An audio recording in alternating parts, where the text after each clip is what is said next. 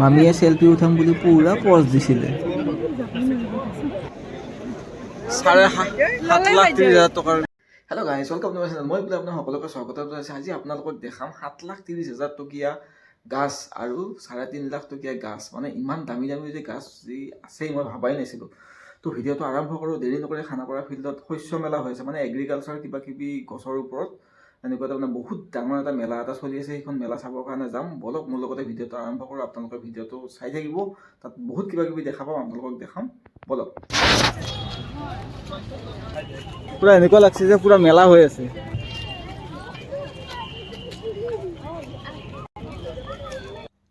Guys, ভিডিঅ'টো অকণমান লম্বা হ'ব পাৰে।